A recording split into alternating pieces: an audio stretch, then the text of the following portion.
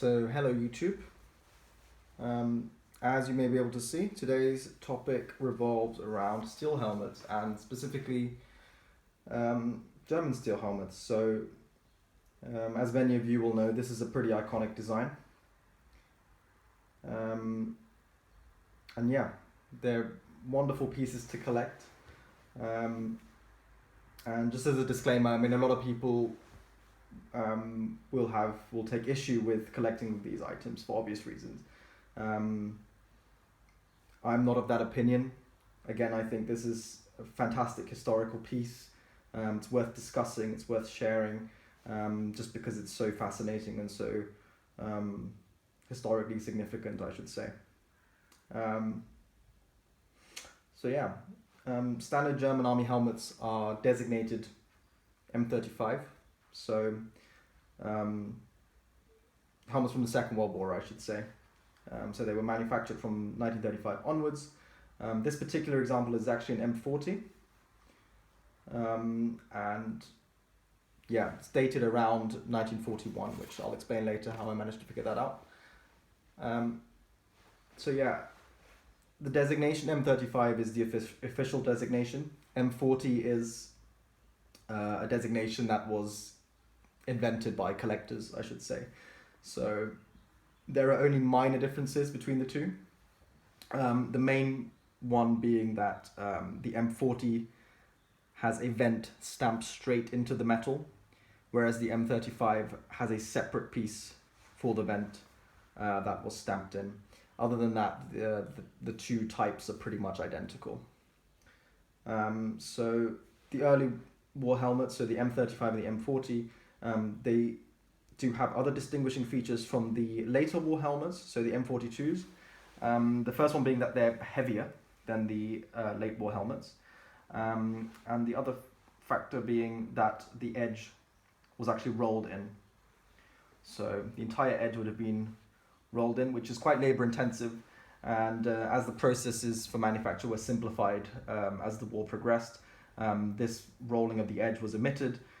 So you ended up with a flare that ran along the entire length of the helmet edge, around 2 or 3 millimeters wide. And the late war helmets were also slightly thinner. So this did offer slightly better protection, but as I say, slightly more labor intensive. So this particular piece I've had for about 5 years. I picked it up in the UK from a collector who had actually got it in Eastern Germany just after the wall came down in 1990. So it had been presumably in someone's basement or attic or wherever for 45 years before being picked up by this collector. And it's quite a nice example as far as these helmets go. You should be able to see that around 40 to 45% of the paintwork is intact.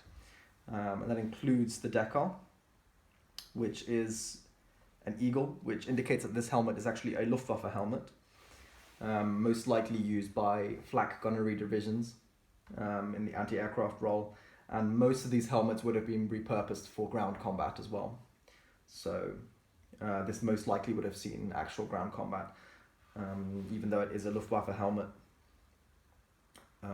But yeah, you can see the decal is badly worn. There's remnants of a swastika here, and one of the wings of the eagle. So yeah, we just move around.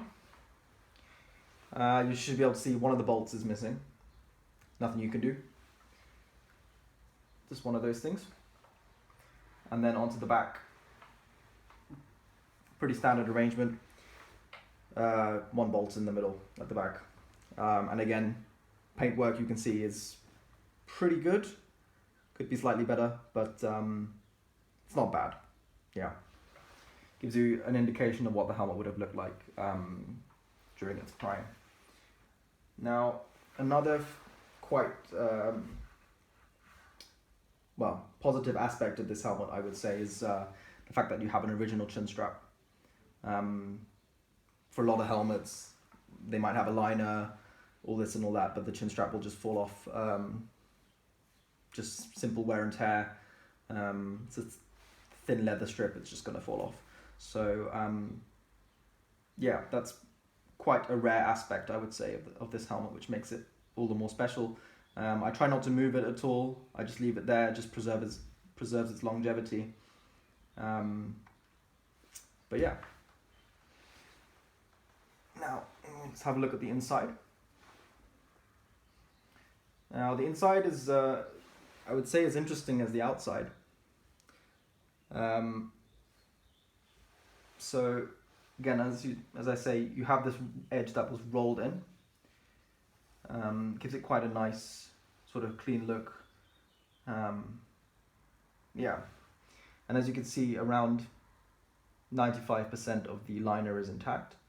I have just done a small amount of stitching here just to shore up the integrity of the liner, this was all open. Yeah, this has just really improved it a little bit, and the string is also from me, but other than that, it's completely original. Fixtures for the chin strap you can see here, and I have to admit it took me around a year to find this, but there is actually a stamp at the back. That should be the size or the lot number, and on the other side, just down here, is another really, really faint stamp. So I haven't been able to make it out. It either says ET or EF with size 58. So ET would be Eisenhüttenwerke in Thale in Germany. That's where it would have been manufactured. EF would be Emaillewerke Fulda. So be one of those two. Again, the stamp is too faint to be discernible, really. But that just brings me to a side point. There is this old rule of thumb, I should say, that a helmet without a stamp is either a fake or a post-war production, which isn't necessarily true. Because again, as the war progressed, the stamping methods and the imperative to stamp the helmet properly became less and less. So you will find examples that have no stamp but are original. So that is just a small pitfall that you should watch out for.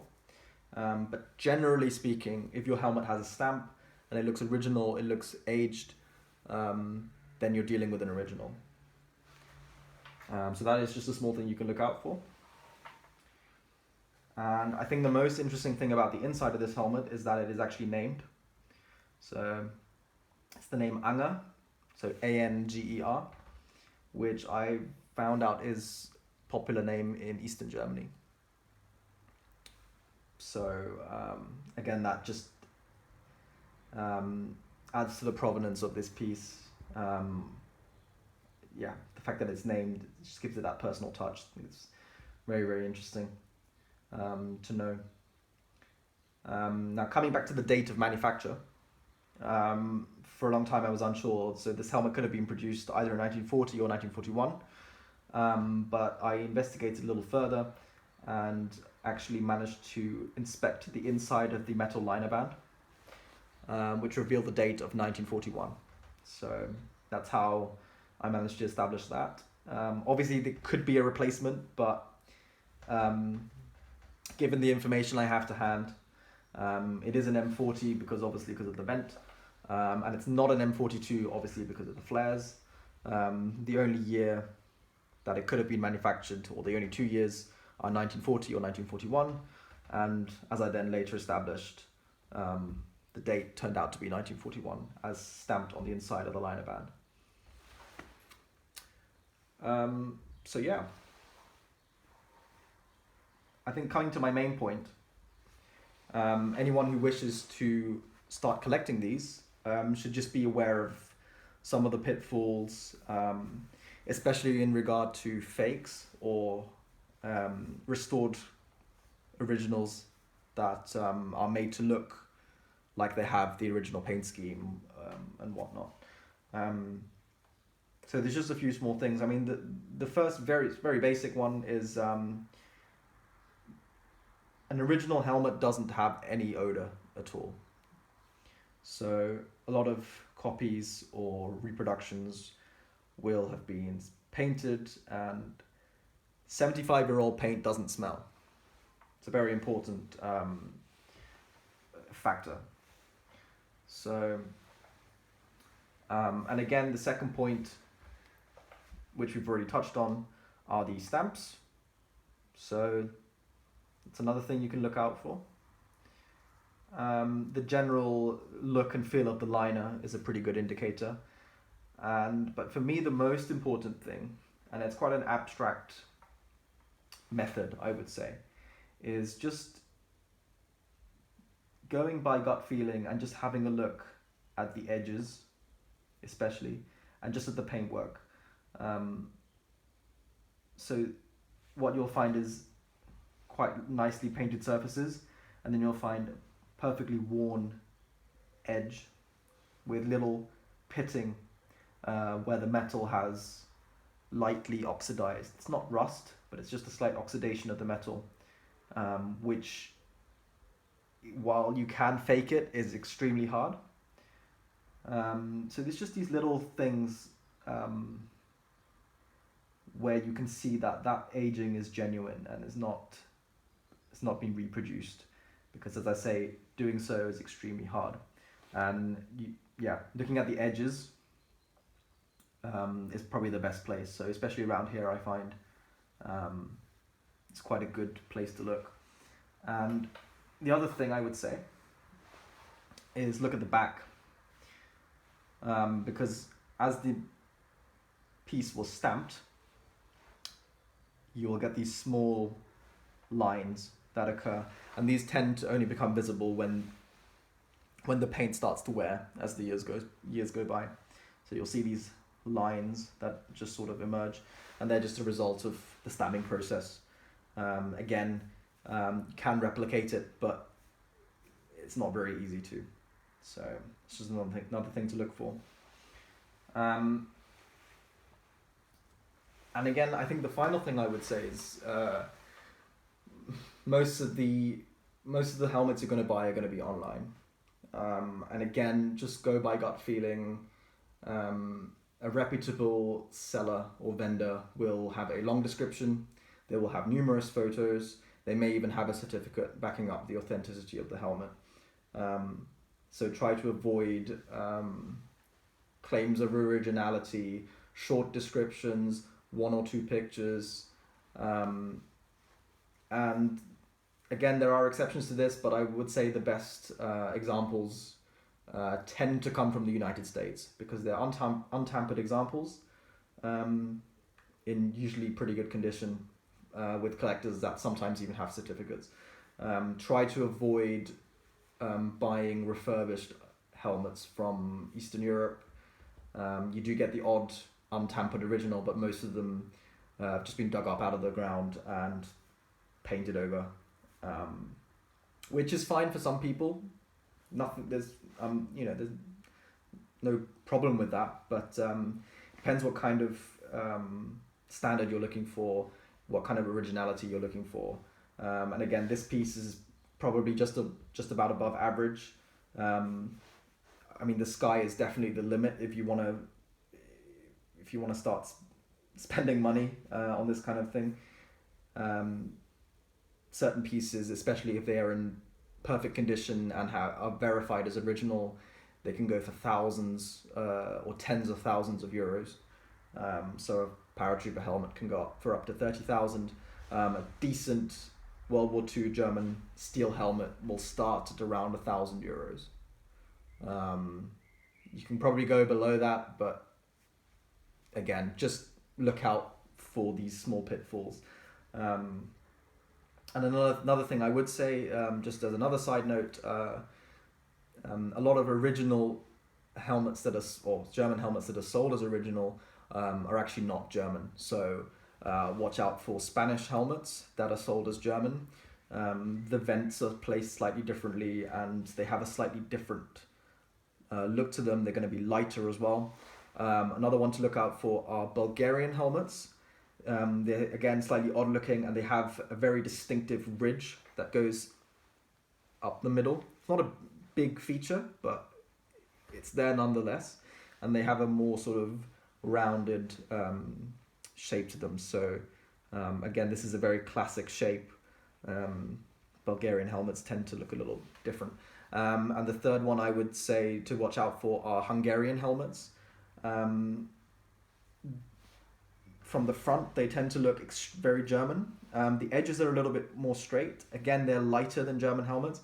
And the most important feature of Hungarian helmets are that they have a little square sort of, attachment point, I should say, at the back. That's the number one feature of Hungarian helmets, just to look out for. And obviously there are plenty of other fakes and all these other things. Just make sure you look out for it. But as I say, it's a fantastic hobby. I've had so much, it's been so interesting just figuring out these small details about this helmet, which, as I say, I've had it for 5 years. It's taken me those 5 years to find out the small details, get into the provenance of the helmet, which wasn't immediately apparent. So, and again, doesn't have to be a German helmet. Any combat helmet from that period is going to be interesting, because I would say probably the most personal piece of equipment that a soldier can get, because it protects arguably the most important part of one's body, which is the head. It's just such a personal piece of equipment. And aside from that, the helmet distinguishes the country of origin from where the soldier comes from, which is quite important. Again, it's a very iconic design. And just looking at the variety that you can get with these pieces of equipment, it's just quite fascinating. How each country created its own design and refined it. I hope you've enjoyed this video. If you have any questions, please feel free to ask. I'll see you in the next one.